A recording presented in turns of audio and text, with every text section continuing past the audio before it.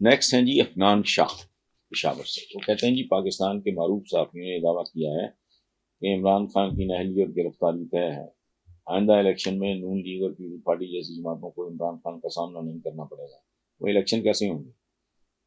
دوسری بات آپ نے کہا عمران خان کی نااہلی اور گرفتاری. اچھا آپ نااہلی اور گرفتاری کی بات کر رہے ہیں, میں تو اس سے آگے جاتا ہوں. بھٹو نااہل بھی ہوا, گرفتار بھی ہوا اور پھانسی بھی چڑھا. آج بھی Peoples Party is a reality in this country. سیاست اس طرح نہیں ہینڈل ہوتی. ہر پیشے کا ایک اپنا, اس کی ایک اپنی دنیا ہوتی ہے. میں مثال دے رہا ہوں, میں کوئی عقل کل آدمی نہیں, میں بتا رہا ہوں آپ کو. آپ نے بات کی ہے عمران خان کی نااہلی اور گرفتاری. ذوالفقار علی بھٹو کے ساتھ کیا ہوا؟ گرفتاری بھی ہے, پھانسی بھی ہے. پیپلز پارٹی کا ہے. آج اس کا نواسا اس سے بھی چھوٹی عمر میں پاکستان کا وزیر خارجہ ہے. اور اگلے سیٹ اپ کے بارے میں جو باتیں ہو رہی ہیں اس میں بلاول یا اس کے بارے دوبارہ پریزیڈنٹ ہو سکتا ہے. ہوا کیا؟ بے نظیر بھٹو 2 بار وزیر اعظم رہے. اگر اساسینیشن نہ ہوتی بے نظیر بھٹو کی تو تیسری بار بھی ہوتی. نواز شریف کی لاٹری نکلی. اچھا اس کے بعد کیا ہے؟ ذوالفقار علی بھٹو کا داماد پریزیڈنٹ بنا.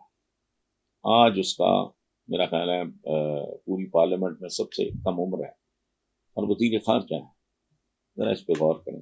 یہ نااہلیاں, گرفتاریاں, پھانسیاں, یہ اور طرح کی کہانی ہے. پالیٹکس اور طرح کی چیز.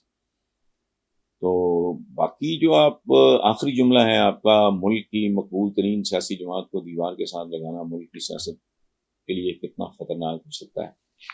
سچی بات ہے آپ کو بتاؤں کہ ملک میں سیاست ہوتی ہے. اس کی وجہ, اس کے لیے آپ مجھے معاف کرتے ہیں, میں جمہوریت پہ لعنت بھیجتا ہوں. اور اس ملک کا سیاستدان ہے نہیں, یہ اگال دان سے بڑھتا ہے.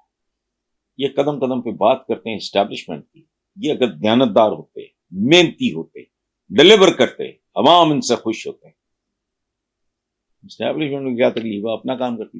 نو, یہ نااہل ترین لوگوں کا مجمع ہوتا ہے. سیاست میں جاتا ہی وہ ہے جو یا موروثیت کا مارا ہوتا ہے, باپ دادے پردادے سے, وہ بھی لعنت ہے, یا مہم جو ہوتا ہے, وارداتی ہوتا ہے. شریف آدمی کا کیا کام؟ تو نہ یہاں جمہوریت ہے نہ سیاست.